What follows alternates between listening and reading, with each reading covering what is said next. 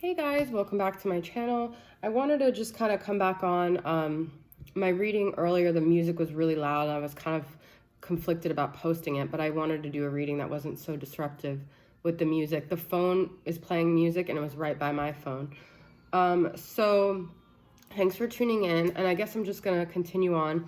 I popped on very randomly to do a live, and I didn't have any idea what kind of live I was doing, but I know in the past, like when I was pulling cards and getting personal questions, it was very energetically draining. So I kept it to more general questions, and I felt like it was pretty beneficial. So I may pop on again and do another live like that, but I wasn't able to upload it, so you guys can't see it. But so I just wanted to get some more clarity and some more energies just about the journey right now. Like, because ever since, I don't know, I guess for me, ever since I stopped like reaching out to my masculine, like in August, I've sort of like detached from any kind of a 3D connection. And I posted on my Instagram that, you know, the masculine is more of a concept, because as I detach from any communication with him, I start realizing, you know, the idea of who he is and what our connection in my mind is very different from the actual. There's such dissonance between thinking of someone as like this person, even when you're in long distance, okay? You create someone in your head. They're never who you think they are. When you're not in front of them and engaging with them, and you just have a concept, even if you have a relationship through the phone or whatever, you feel like you know someone's energy. But when you really are that separated in the 3D, it does kind of become more of a concept versus the actual person. So that's just something I've been realizing. So be careful not to get seduced by the same. It's like if you're thinking about the same thing every day and you're thinking about your masculine, it becomes second nature. But you may be thinking about someone that doesn't even exist. The person that he is may not even, I forgot to put the person he is may not even be who you have in your mind anymore. You guys may not even have the same energetic exchange. Now, that's, I guess, where it is kind of different, because I've been on the journey for 3.5 years, and even when I felt a little bit disconnected from him because I hadn't seen him, I guess when I did see him, I did feel it. So, but that's a little dangerous too, because that could just bring you back to an old dynamic that's not really relevant anymore. So I don't know. Let's just get into some of the messages here. So, let's see what a message we have. Wind. I listen to the wind of my soul. To me, this is like the winds of change, you know, allowing things to kind of just be like a feather in a wind. Wind to me is very, the element of change and of being flexible and being light. Let's see what it says. 128. I love that I pulled this though. I really do. It's number 63 as well, if that means anything to you. So,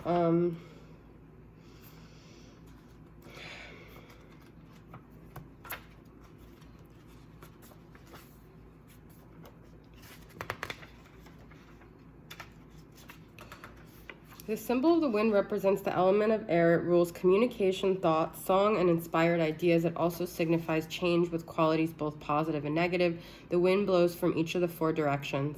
South, carrying a new sense of trust, helping you gently begin to discard habits and parts of you that are no longer needed.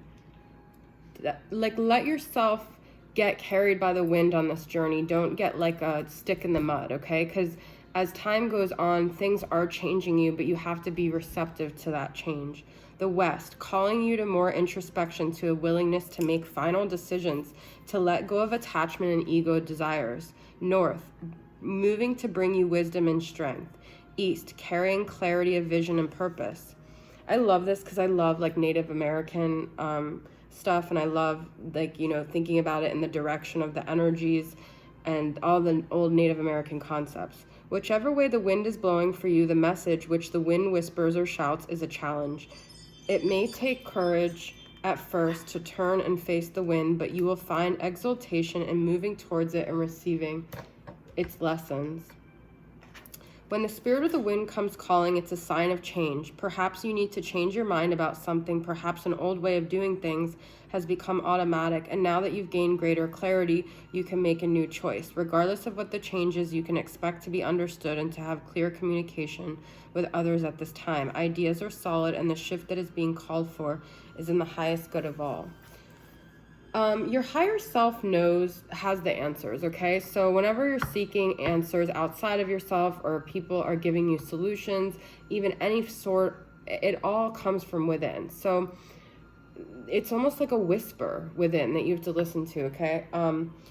I like that part about just allowing so every day I do 60 minutes of visualizations, and I do past visualization and future, and at the end of each one I incorporate a color, and I move that color through all my chakras. And a lot of times I just want it to be like a high vibrational color, although any color could be a good vibration depending on what you need.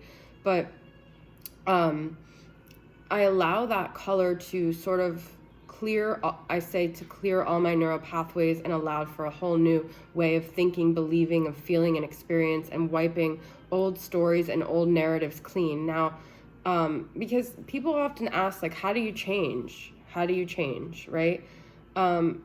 We don't realize, but a lot of it is the way we talk to ourselves. If our internal monologue is really negative, a good way to do that is to speak out loud, even if you don't believe it, because your subconscious will start believing it. So if you say, I'm changing, I'm allowing this orange color to go through my brain and to wipe out all my old neural pathways and make room for a whole new way of being, a whole new way of thinking, a whole new way of experiencing and existing. When you say that out loud, you're changing your brain. So speaking out loud is really integral to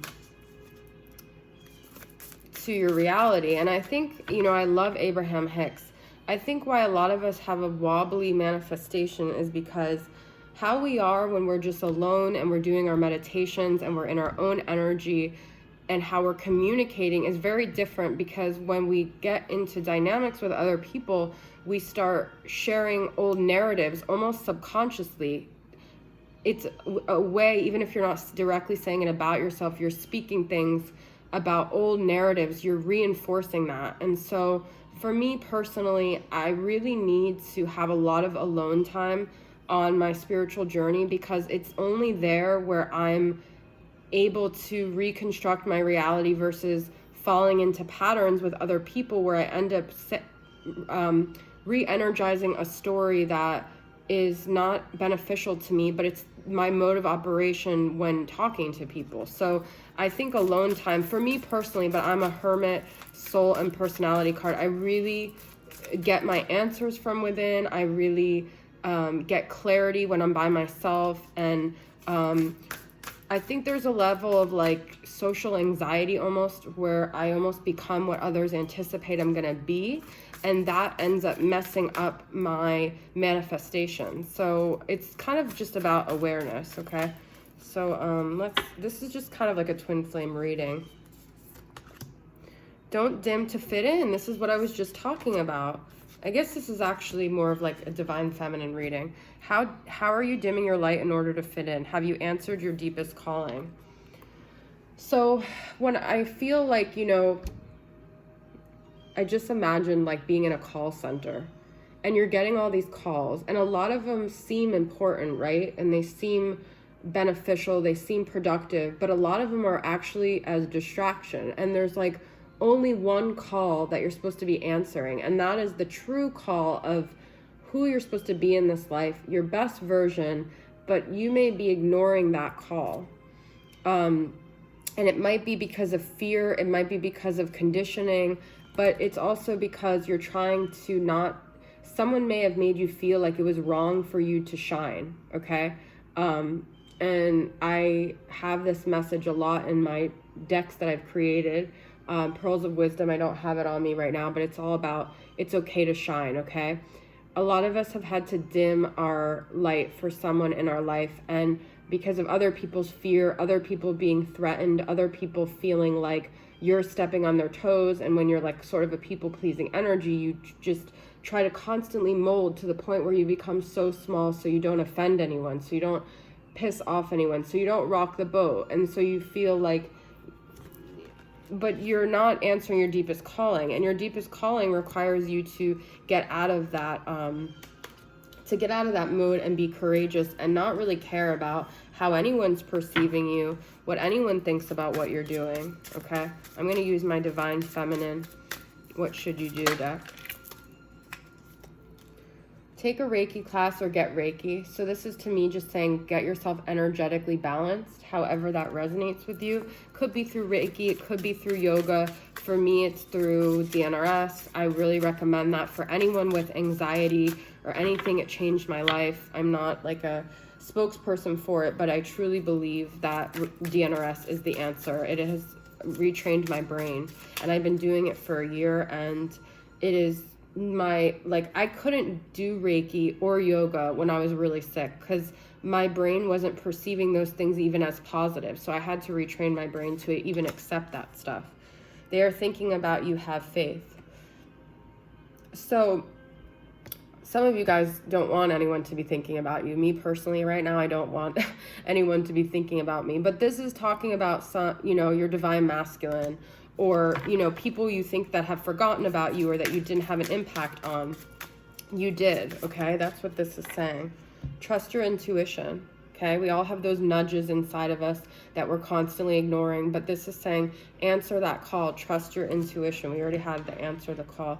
Connect with an animal. This also gets your ego in perspective too. So I don't have any animals right now, which I really hate because ultimately I'd like to live on a farm with animals, but this gets you out of your ego, out of your head, and into nature, okay? Into the beauty of this world rather than all these humans, all right, so let's get some tarot here.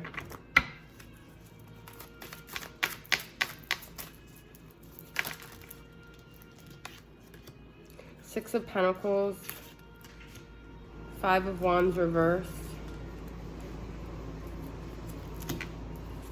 I don't usually take reversed.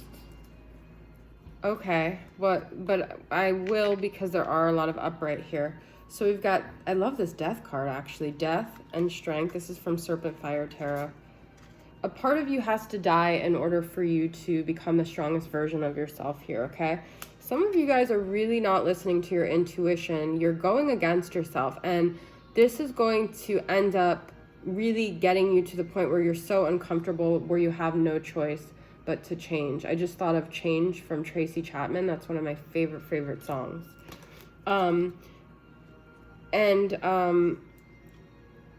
You're ultimately going to achieve this balance, this thing that you desire. The thing that you desire is, but you have to be making sure you're asking for what you want rather than, some of us are so conditioned to keep drawing in what we think we deserve, which is not good things. Some of us are just naturally self-destructive by nature, and we keep getting people who treat us poorly because on some level we think that's what we deserve. So on some level we're asking the universe to keep providing these abusive people in our life.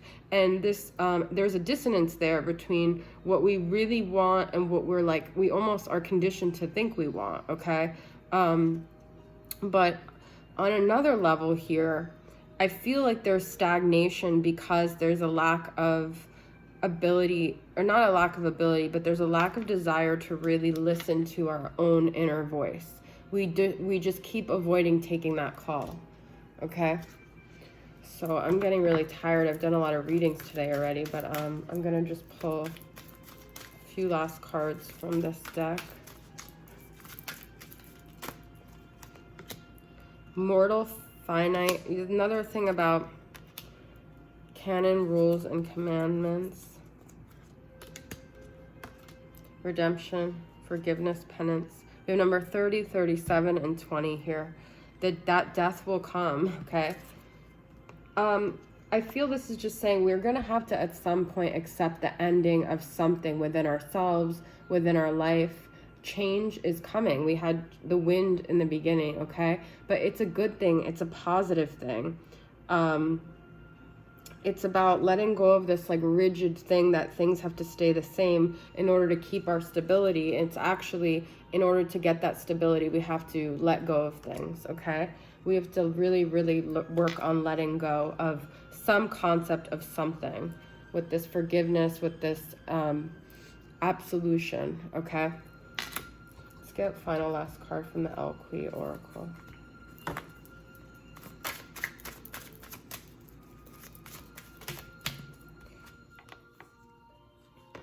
She who persists, perspective, defiant, and persistent. You know, I feel like a lot of divine feminines probably have this energy, because in order to really survive such a devastating blow as a rejection from a divine masculine, you have to be a persistent person. And you have to sort of be defiant, especially to become like a tarot reader or anyone on the spiritual journey.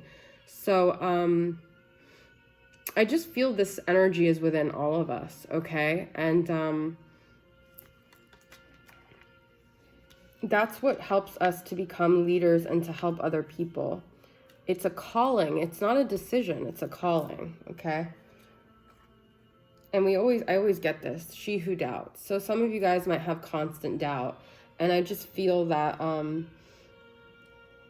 it's a big part of this journey is really learning to trust your intuition and to listen to your own voice, okay? That's what I got. And actually, I want to pull one card from that deck here, from this deck. Oh, but I don't know where the booklet is. Oh, okay, it's right here. Let's get one card from here. This is from Serpent Fire. It's called the Sigil Oracle. Lunar, okay?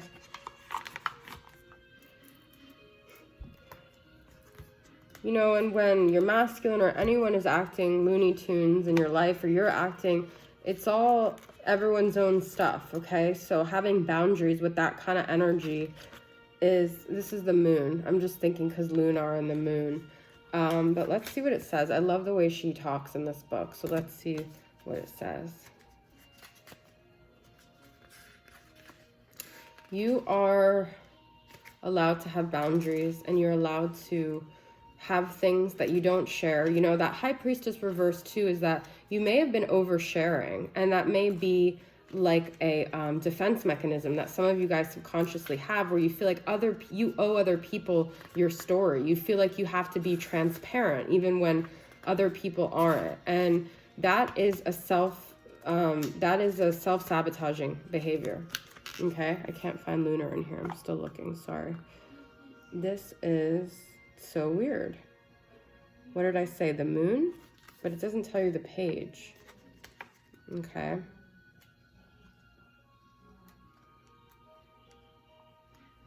I want to see where it says. My mom is talking right now in the back. I don't know if you guys can hear. Okay, shadow, dream, subconscious, underlying. Lunar energy is shrouded in mystery. Even when it's full, we are only able to view one side of the moon. It's okay to be mysterious, guys, okay? Stevie Nicks is like my idol. You know, my channel is named after her. And she has a quote that's like, just talks about being like a mysterious woman is like the best thing you could be. I can't remember the quote, but so I feel it's just saying it's okay to have boundaries. It's okay not to share everything. It's okay to have sacred energy within that other people don't know about. Dreams, thoughts, feelings. You don't have to share it all. Okay? All right, guys, that's your reading. I hope it resonated with you. Thanks for tuning in. I'll see you guys next time. Bye.